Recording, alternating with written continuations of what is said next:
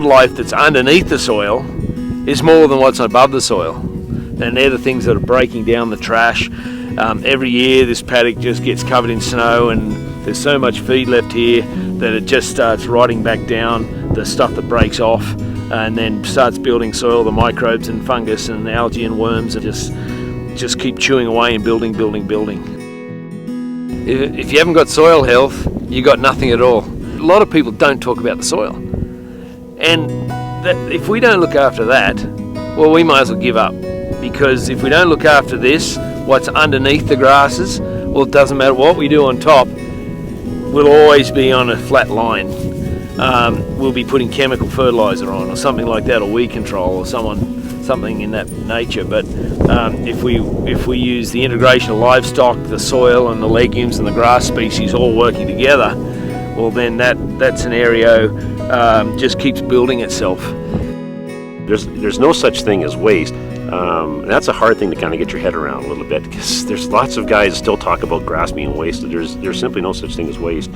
Everything that's here gets trampled, and it creates litter, and then of course that protects the soil, right? You know, the last thing we want to see is bare soil. We don't want to see any of that. I mean, there's going to be some from time to time, but you try to avoid that. So you want the grasses to be, that thatch to be folded over and covering the land to protect it, right? That acts as kind of a bit of a scab for the ground. So this is the best slow release nitrogen on the planet, right? This plant. I mean, chemists and fertilizer companies have been trying to perfect it for years, but this plant is full of nitrogen, and it's going to take probably 2 years for it to decompose. So that nitrogen is leaching into that soil for the next 24 months. I've been in the cattle business in one form or another pretty much my whole life.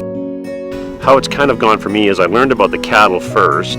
This is in some ways a wrong order. I learned about the cattle first, and then I learned about the grass or the forages, and now I'm learning more and more about the soil. So it's kind of gone in some ways in the wrong order.